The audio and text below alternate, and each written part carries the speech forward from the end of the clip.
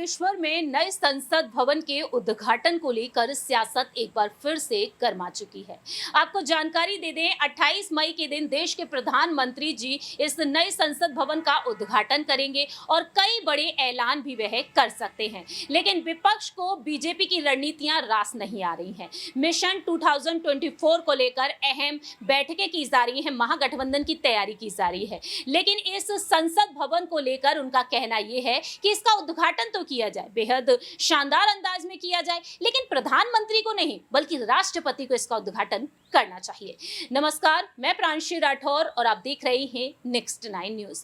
दरअसल आपको अहम जानकारी दे दें कि इस वक्त यहां पर सियासी समीकरण बन रहे हैं, जहां एक तरफ 20 राजनीतिक दल हैं जो प्रधानमंत्री के खिलाफ हैं। कांग्रेस के साथ साथ यहां पर तमाम ऐसे विपक्षी दल हैं जिनका कहना है कि महामहिम का अपमान किया जा रहा है, उन्हें आमंत्रित नहीं किया जा रहा है, हम इस कार्यक्रम का बहिष्कार करते हैं और इसमें शामिल ना होने की वह जिद पर अड़े हुए हैं। लेकिन 16 विपक्षी दल ऐसे हैं जो मोदी सरकार के समर्थन में हैं। उनका कहना यह है कि मोदी सरकार का यह फैसला था, उन्होंने आइडिया दिया कि एक नए संसद भवन का उद्घाटन होना चाहिए। जो पहला संसद भवन था वो अंग्रेजों के राज्यकाल में हुआ, लेकिन ये पहला संसद भवन है जो भारत की आजादी के बाद हुआ है। तो ऐसे में इसका हिस्सा सभी को बनना चाहिए, ये एक ऐतिहासिक पल है। और इसी बीच देखा जाए तो 16 राजनीतिक दल उनके समर्थन में हैं। लेकिन अब देखा जाए यहाँ पर बसपा सुप्रीमो मायावती ने जिस तरीके से डंके की चोट पर अपनी बात रखी, उनका साफ तौर पर कहना रहा ये अनुचित है, राष्ट्रपति के हाथों से क्यों उद्घाटन होगा। उनका कहना ये साफ तौर पर रहा कि मोदी सरकार का ये फैसला शानदार है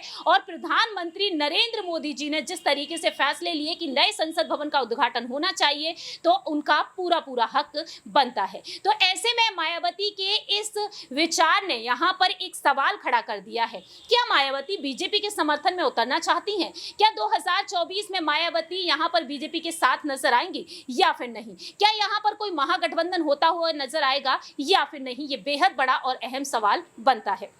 दरअसल आपको जानकारी दे दें कि बसपा सुप्रीमो मायावती बीजेपी के साथ हो चुकी हैं इस मामले को लेकर, लेकिन नए संसद भवन के चलते क्या बीजेपी को एक बड़ा फायदा होगा या फिर नहीं? आपको जानकारी दे दें, 21 दल इकट्ठा हैं जिनके 147 सांसद हैं और 96 राज्यसभा सदस्य हैं। ये दल नए संसद के उद्घाटन समारोह का बहिष्कार कर रहे हैं, लेकिन बीजेपी के साथ यहाँ पर 16 दल सामने आए हैं और इसमें से बीएसपी एक है। तो 21 दलों से हटकर यहां पर बीएसपी ने अपनी बात रखी। साफ तौर पर कहना रहा यहां पर मायावती का, उन्होंने साफ तौर पर देश के प्रधानमंत्री को समर्थन दिया, 3 ट्वीट किए और जो उन्होंने घोषणा की, उन्होंने सियासी जगत में एक अलग हलचल मचा दी है। जिस गली में तेरा घर ना हो बालमा, उस गली से हमें गुजरना नहीं, जो डगर तेरे द्वारे पर जाती ना हो, उस डगर पर हमें पांव रखना नहीं। ये बेहद लोकप्रिय गीत है जिसकी याद मायावती ने अब दिला दी है। तो यहाँ पर मायावती ने साफ तौर पर कहा है कि ये बेहद शानदार कदम है,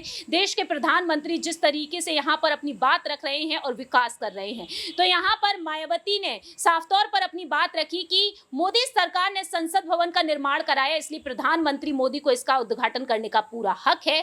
इसमें संदेह नहीं है कि नए संसद भवन के उद्घाटन समारोह से जुड़े विवाद में बीजेपी और बीएसपी, यहाँ पर देखा जाए सरकार, बीजेपी सरकार को विपक्ष से बड़ा समर्थन मायावती के रूप में मिला है। अब यहाँ पर गठबंधन की आशंकाएं बढ़ चुकी हैं। तो आपको याद दिला दें कि यहाँ पर राष्ट्रपति चुनाव हो या फिर नए संसद भवन की बात हो, राष्ट्रपति को न्योता नहीं देने का अवसर हो, मायावती का बदला हुआ रुख यहाँ पर सियासी समीकरण बना रहा है। एसपी बीएसपी गठबंधन रहा 2019 में, जिसके बाद यहाँ पर सियासी राह पता चल रही है। 2020 में महज 15 विधायकों के दम पर बीएसपी का राज्यसभा चुनाव लड़ना, बीएसपी उम्मीदवार रामजी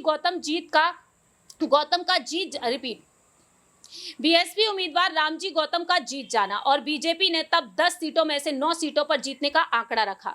और अब यहां पर देखा गया कि 2022 के यूपी विधानसभा चुनाव में बीजेपी का जनाधार खिसक गया था और बीजेपी यहां पर सिमटती हुई नजर आई, माफ कीजिएगा, बीएसपी यहां पर सिमटती हुई नजर आई। लेकिन 2020 में नए संसद भवन के शिलान्यास के अवसर पर मायावती का रुख बहिष्कार करने वाले दलों के मुकाबले अलग था और 2021 में विपक्षी दलों ने 2 बार एकजुट होकर बयान जारी किया और मायावती इन बयानों से दूर रहीं। लेकिन दूसरी ही तरफ अप्रैल 2022 में हेट स्पीच मामले पर प्रधानमंत्री की चुप्पी पर विपक्षी दलों ने बयान जारी किया, लेकिन मायावती ने इसकी अनदेखी कर दी। तो ये तमाम ऐसे अहम पॉइंट सामने आए हैं जब मायावती मोदी सरकार के लिए चुप्पी साधी हुई नजर आई और तब देखा गया कि मायावती कहीं ना कहीं बीजेपी की तरफ रुख कर सकती हैं। तो बीएसपी प्रमुख मायावती ने लगातार एकजुटता से दूर रहने का फैसला किया है और मोदी सरकार के खिलाफ वह होती तो आई है, लेकिन तमाम मुद्दों पर वह समर्थन में रही हैं। तो क्या मायावती वास्तव में 2024 के लिए सियासी राहत दिखा रही हैं? दिल्ली अध्यादेश के खिलाफ विपक्ष को एकजुट करने की कवायद जिस तरह से अरविंद केजरीवाल और ममता बनर्जी कर रहे हैं, तो क्या मायावती इनसे जुड़ेंगी? कांग्रेस से दूरी वह बना चुकी हैं। भारत जोड़ो यात्रा पर भी वह अपनी बात रखती हुई नजर नहीं आई, लेकिन ऐसे में यहाँ पर मायावती ने कुछ अलग संदेश दे दिए हैं। अब देखना यही होगा क्या वाकई में यहाँ पर मायावती एक गठबंधन करने की तैयारी में है। लेकिन आपको याद दिला दें, अपने जन्मदिन के मौके पर बीते साल उनका साफ तौर पर कहना रहा, नगर निकाय चुनाव हो या फिर हो लोकसभा चुनाव या फिर विधानसभा चुनाव, लेकिन वह किसी भी दल के साथ गठबंधन नहीं करना चाहेंगी। तो ऐसे में मायावती ने यहाँ पर कुछ अहम रणनीतियां खड़ी कर दी हैं। अब देखते हैं क्या वाकई में यहाँ पर एक महागठबंधन होता हुआ दिखाई देगा या फिर नहीं।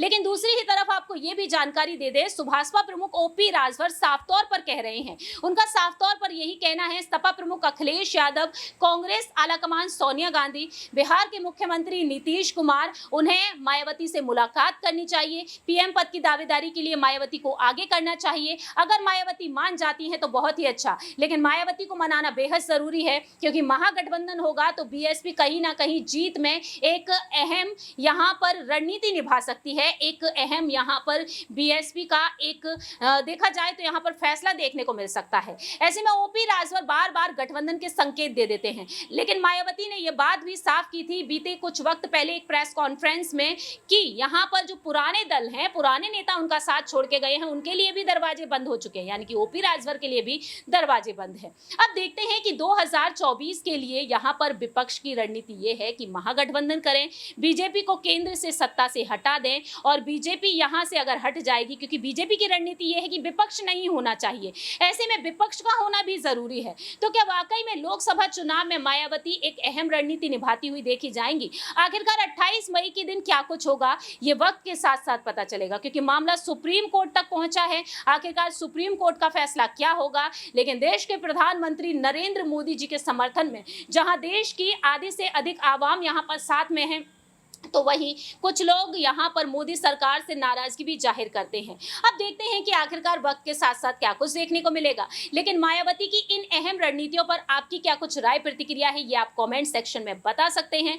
लेकिन साथ ही साथ आपको ये भी बता दें कि नए संसद भवन जिसके निर्माण में तकरीबन 971 करोड़ रुपए लगे हैं, जिस लागत से वह बनाया गया है, काफी ज्यादा शानदार है, काफी ज्यादा खूबसूरत है। और दूसरी ही तरफ पुराने संसद भवन पर रुक किया जाए तो पुराने संसद भवन का क्या होगा, आपको जानकारी दे दें कि पुराना संसद भवन भी काम में आता रहेगा। पुराने संसद भवन में भी काम होते रहेंगे, क्योंकि यहां पर देखा जाए तो राज्यसभा और लोकसभा में सीटें बढ़ा दी गई हैं सदस्यों के लिए, और ये नया संसद भवन काफी ज्यादा खूबसूरत है, काफी ज्यादा शानदार है। यहां पर सबकी दिल की इच्छा यही है कि ना सिर्फ प्रधानमंत्री बल्कि राष्ट्रपति का भी इसमें भव्य स्वागत होना चाहिए। हालांकि ये भी कहा गया है कि वह बधाई संदेश देती हुई नजर आएंगी, और उपराष्ट्रपति जगदीप धनखड़ जी भी। अब देखते हैं कि आखिरकार राष्ट्रपति द्रौपदी मुर्मू जी इसका हिस्सा बनती हैं या फिर नहीं, क्योंकि राष्ट्रपति भवन से यह महज कुछ कदमों की दूरी पर है। यह देखना काफी ज्यादा दिलचस्प होने वाला है। लेकिन इस पूरे ही मामले पर आपकी क्या कुछ राय प्रतिक्रिया है, ये आप कमेंट सेक्शन में बता सकते हैं। फिलहाल के लिए हम चलते हैं बाकी तमाम अपडेट्स के लिए।